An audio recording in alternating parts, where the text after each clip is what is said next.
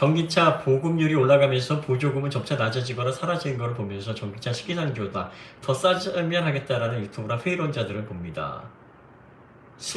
공급과 수급을 보긴 하지만 화폐 가치의 하락, 사모음계 소재의 가격 상승은 기본적으로 함께 간다고 볼 때 내년까지 그나마 저렴한 소비가 아닌가 싶은데 어떻게 보시나요?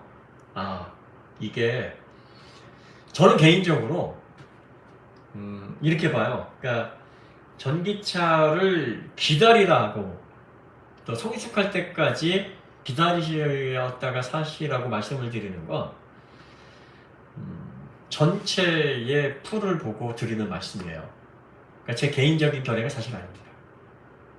그러니까 많은 분들에게 감정이입을 하고 최대한 합리적인 소비를 하고 지불한 거에 대한 만족도를 최대한 높게 가져가고 싶으신 분들에게 드리는 조언입니다.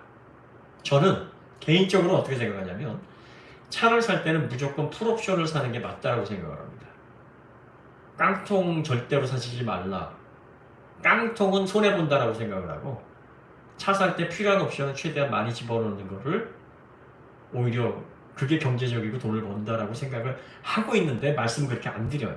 왜냐하면 다 저와 같은 생각을 하는 게 아니기 때문에 전기차도 초창기에 사서 운행하는 게 사실은 더 합리적이라고 보고 있기는 해요. 제 개인적으로는. 왜냐하면 시장 초기에 지원받는 지원도 많고 전기료를 비롯해서 또 전기 인프라, 충전 인프라도 지금이 더 편하지 앞으로 대중화 되면 충전 대란 진짜 고속도로 휴게소는 난리도 아닐 거예요. 지금 보급률이 이 정도밖에 안 되는데도 휴일에는 많이 기다려야 되는데 이게 뭐 몇백만 대, 뭐 천만 대 가까이 되면 거의 공공 충전기는 포기해야 되는 그런 시점이 오지 않을까 뭐 그런 생각들을 좀 합니다. 보조금도 마찬가지예요. 그러니까 지금의 새로운 기술 또 시장이 변환되면서 전기차가 아직까지 성숙되기까지 단계가 좀 더 있어야 됐고 상품성이 다 갖춰지려면 한 2, 3년이 더 필요하긴 한데 그런데 또 달리 생각해보면 이렇게 생각하실 수 있어요. 내연차에서 전기차로 갔을 때 오는 충격은 전기차가 발전하면서 주는 충격보다 더 큽니다. 더 커요. 이게 무슨 말이냐면 아날로그에서 디지털로 넘어갔을 때의 충격이 디지털로 전환돼서 그 디지털이 성숙됐을 때 오는 충격보다 더 큽니다. 그러니까 아무리 초창기 전기차가 성숙되지 않고 앞으로 발전할 여지가 있다 하더라도 내연차를 이용했을 때의 그 경험에서 전기차로 전환됐을 때 오는 새로운 경험에 대한 확장이 사실은 더 크게 다가올 겁니다. 그러니까 그런 경험을 앞서서 하시는 게 사실은 괜찮다, 좋다라고 저는 보고 있어요. 그런데 이렇게 되면 전기차의 특성이나 전기차가 내연차에 비해서 어떤 점이 이득이고 전기차가 장점만 있는 게 아닙니다. 전기차의 단점도 많아요. 그런 걸 다 이해하시지 못하는 분이라면 괜히 전기차를 초기에 사가지고 이런 문제를 내가 겪는 게 아니겠느냐라고 후회하실 수 있는 확률이 초기 시장에는 그럴 확률이 더 높다는 거죠. 그러니까 시장이 성숙이 되면 초기에 뭐 벽돌 현상이라든지 뭐 화재라든지 그리고 또 일부 초기 부품에서 생기는 초기 불량 문제 이런 것들로 인해서 스트레스를 받거나 또 수리 인프라 부족으로 인해서 오래 세워둬야 되는 이런 부작용들 이런 것들을 겪지 않아도 되니까 이런 것들을 겪지 않고 시장이 성숙했을 때 좀 더 디지털화되고 소프트웨어적으로 안정된 전기차를 그때 가서 구입을 하시는 게 일반적으로는 맞습니다라는 원론적인 얘기예요. 원론적인 얘기. 그런데 개인적으로는 사실 그렇게 생각 안 해요. 전기차 기술 전환이 일어나면 빨리 구입해서 빨리 경험하는 게 저는 이득이라고 보고 있어요. 네. 여러분들은 어떻게 생각할지 모르겠네요.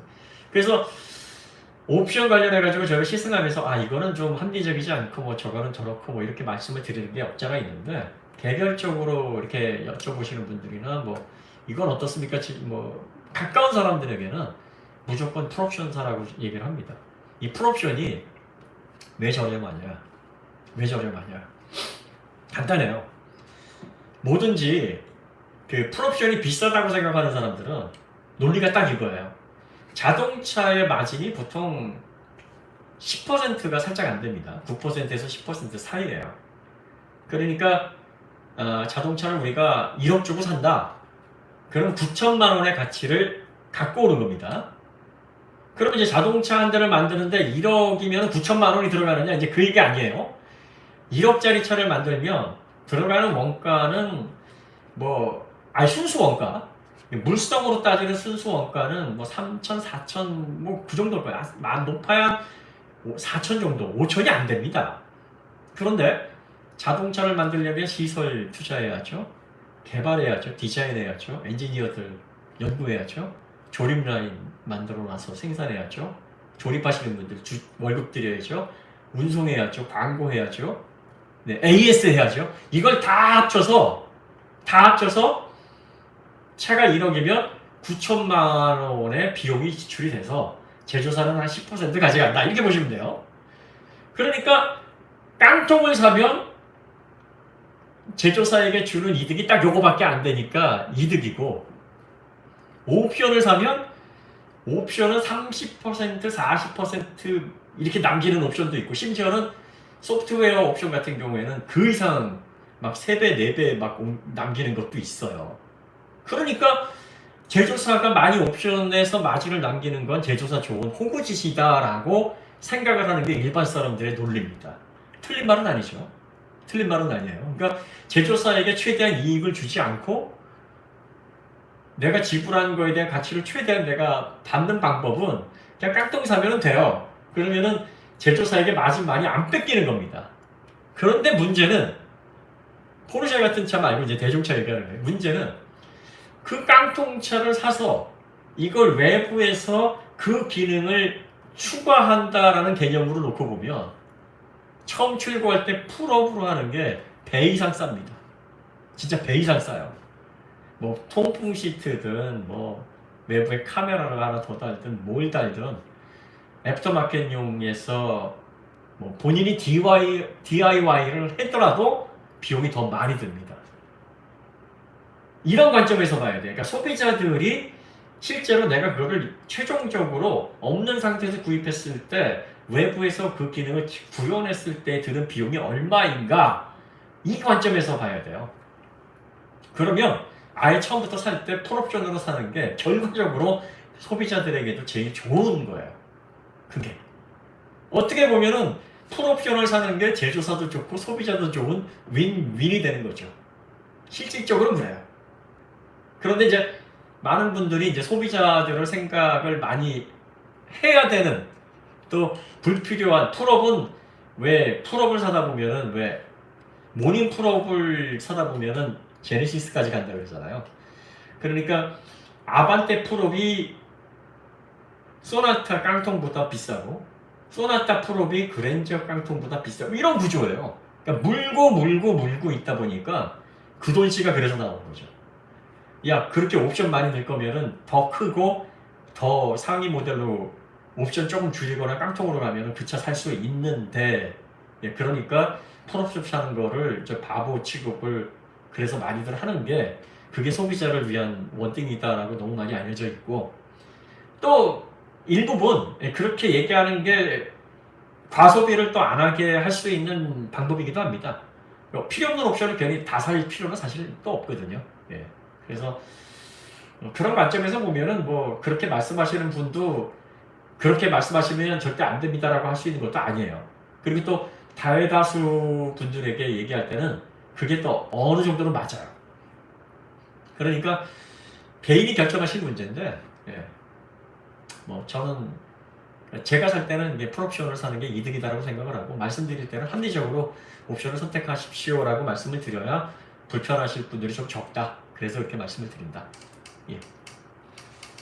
그게 이제 전기차 2024년, 2025년까지 기다리실 필요도 그런 개념입니다. 그러니까 다수에게는 그 말이 맞는 게, 전기차에 대한 이해도나 기술에 대한 인식, 이런 것들이 좀 두터운 분들은 빨리 사는 게 이득이에요. 그리고 전기차에 대한 이해가 조금 없으시거나 내연차와의 차이를 많이 잘 아직까지는 구분이 안 되시거나 하신다면 기다리시는 게 맞습니다. 이것도 케이스 바이 케이스예요. 근데 전자보다는 후자가 더 많아요. 비율적으로. 그래서 이렇게 말씀을 드리는 거죠.